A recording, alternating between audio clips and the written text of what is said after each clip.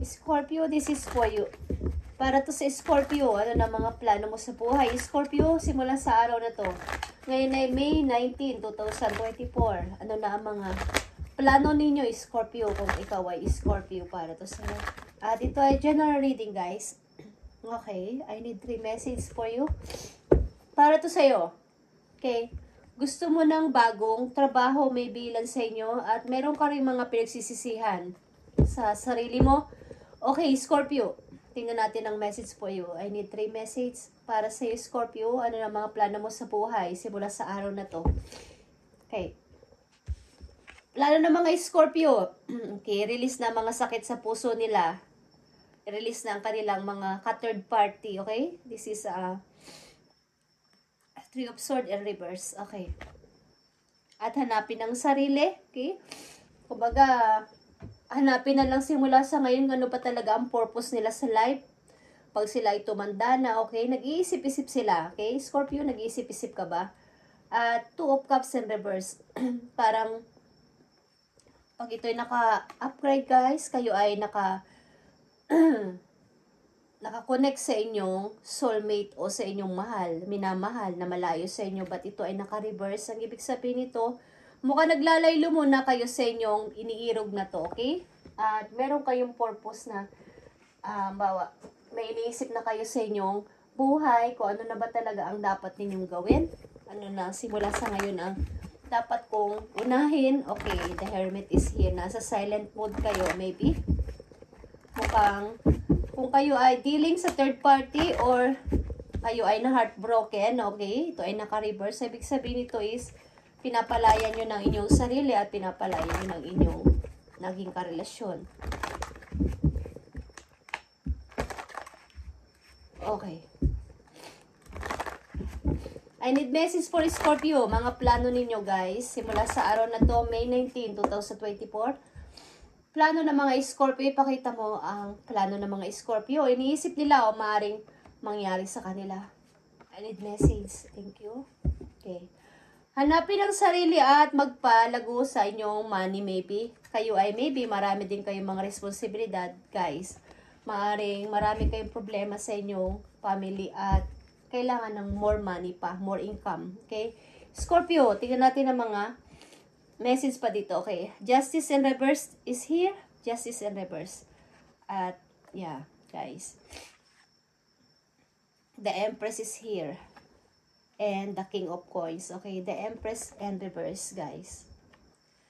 Mukhang tao minahal nyo sa buhay dati na ama o ina ng inyong mga anak, guys. Fertility is here at may mga animals dito. Ang person na to ay mukhang inyong minamahal o minahal is, ito ay naka-reverse, pati ang Justice. Mukhang kayo, Scorpio, ay nahiwalay o na-divorce sa inyong dating asawa.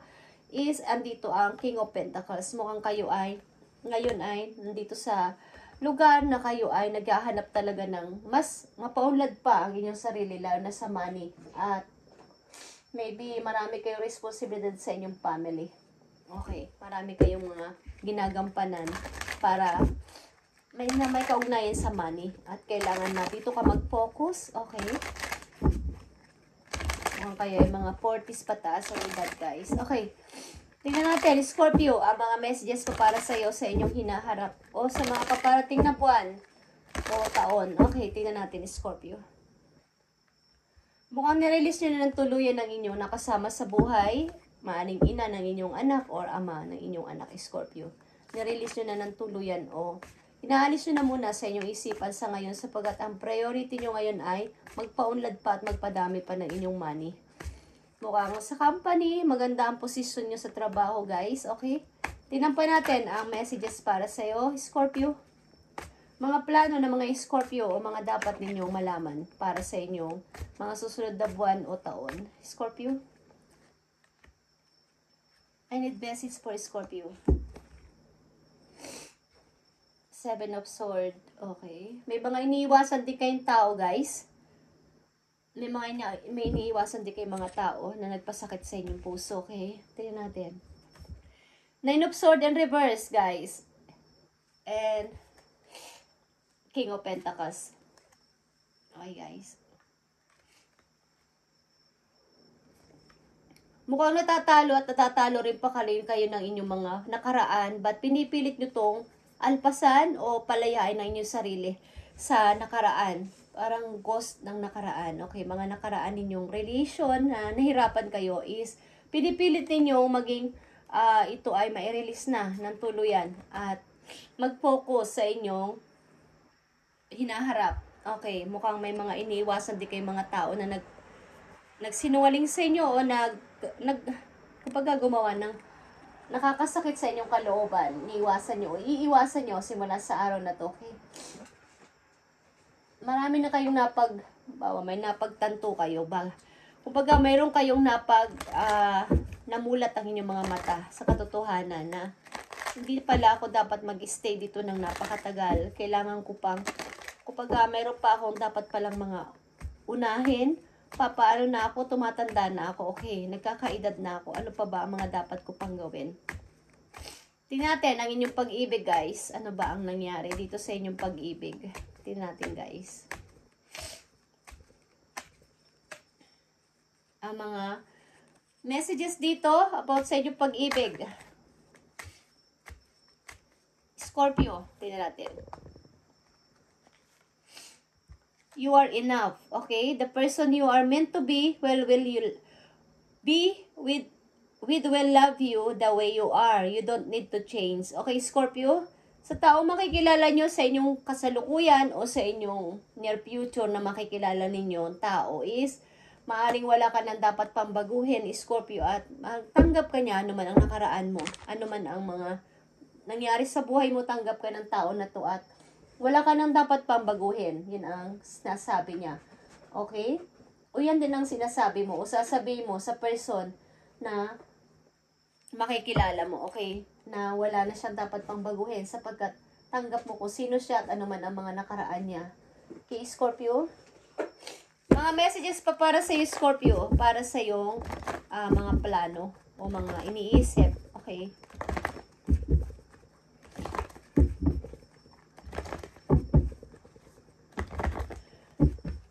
Mukhang kapag nag-iisip kayo at kung ano-ano pa ang bumabalik sa isip ninyo na nakaraan, simula sa inyong nakaraan ng mga naging karelasyon ng matagal, o ina o ama ng inyong mga anak is parang nawawalan kayo ng ganang magtrabaho at napupunta lang doon. Kaya nandito kayo sa hermit mood, okay? Nag-iisip-isip ano ba talaga ang dapat na mangyari na sa akin sapagkat nai-stuck na ako dito na matagal naman ang tapos itong relation na to.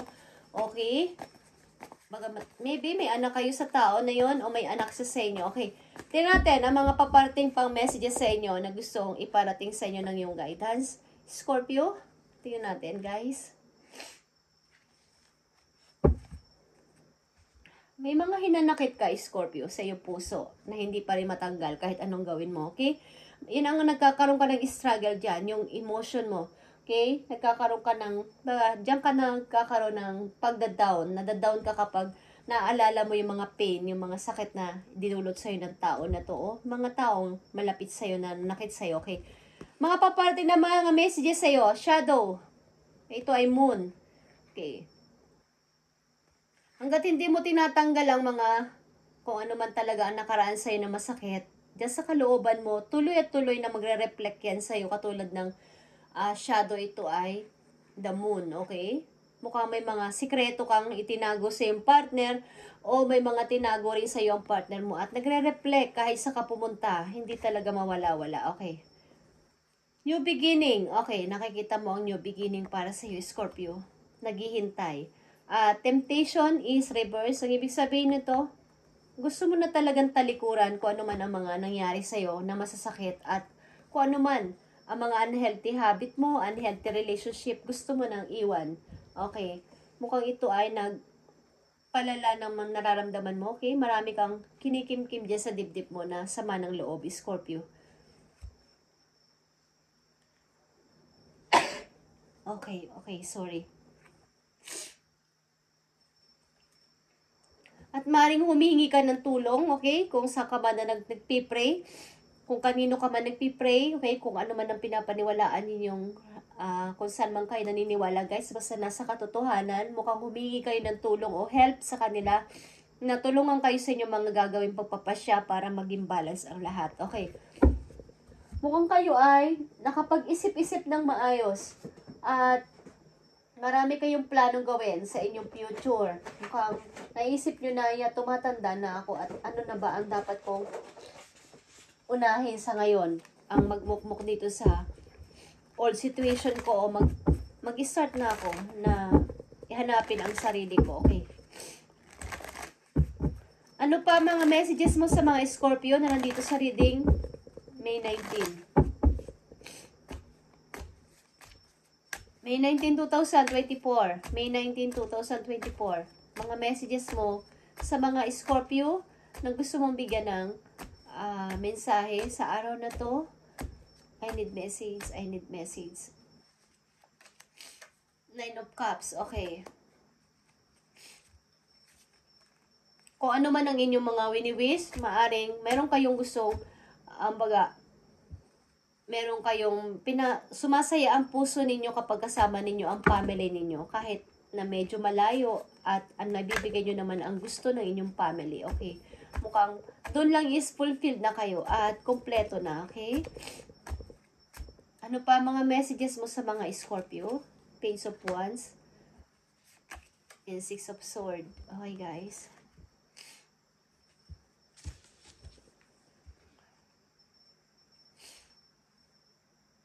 Mukhang malayo kayo sa inyong family, Scorpio. At sa pamamagitan ng pagbibigay nyo ng mga bagay na nakapagpapasaya sa kanila is para rin kayong masaya na rin. Okay. Sa ginagawa ninyo. May anak ba kayong lalaki guys? Okay, Scorpio. At mukhang ito ay inyong binibigyan ng, kumbaga, pinaghahandaan ninyo ang kanyang future ng anak ninyo. May anak kayong lalaki, maybe. Okay. Lalaki, binatilyo na. Okay, malaki na. Ano pa ang mga naghihintay sa inyo guys? Scorpio, tingnan natin ang mga naghihintay pa sa inyong mga mangyayari sa inyo. Okay. Sa mga darating pang buwan. Ang message na to ay simula sa araw na to guys. Mukhang mayroon kayong napag-isip-isip na kailangan ko nang kumbaga, ano bang nangyayari sa akin? Naka-stuck na ako dito. Okay. Tingnan natin, Scorpio, ang mga dapat pa ninyong malaman. Simula sa araw na to.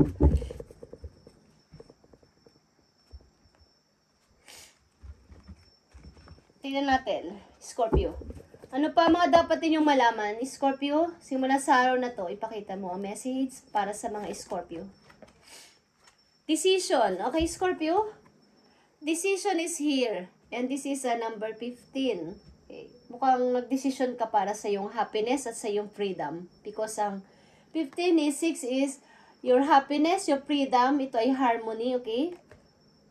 Release yourself from that which hold you back, Scorpio. I need to detox.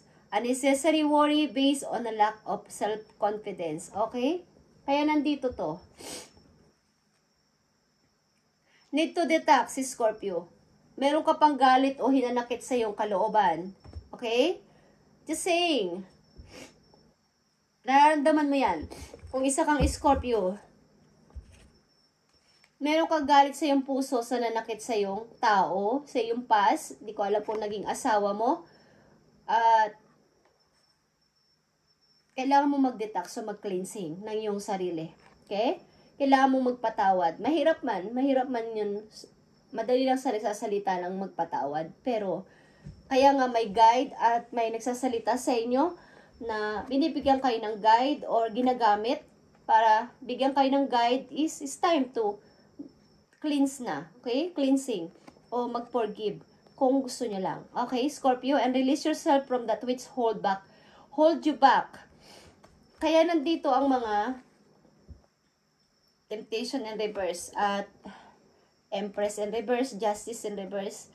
At nandito din ang Hermit. Mukhang kayo ay nag-iisip-isip at magdidesisyon na o nakapag-decide na talaga na palayain ng sarili. Okay? Nakikita nyo ang ibon na to sa hawla. Kayo yun. Nandun pa kayo sa hawla.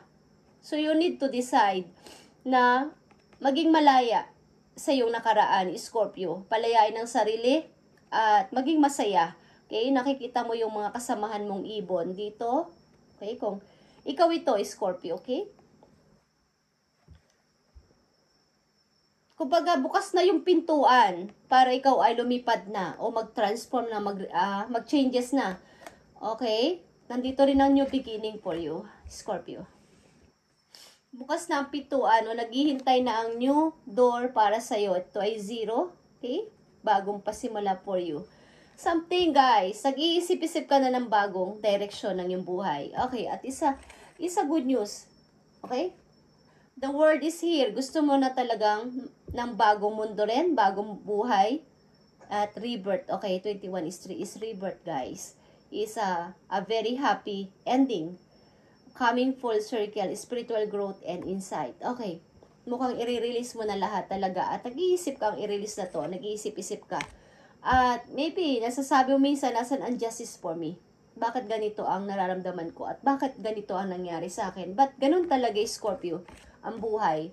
Minsan is, kailangan mangyari ang bagay para magkaroon ka o magkaroon tayo ng matuto sa buhay o matuto sa mga darating. Sapagkat maybe, yung mga taong lumipas sa buhay ninyo is hindi yun talaga ang para sa inyo. May tao talaga ang para sa inyo talaga na itinakda ang kapalaran.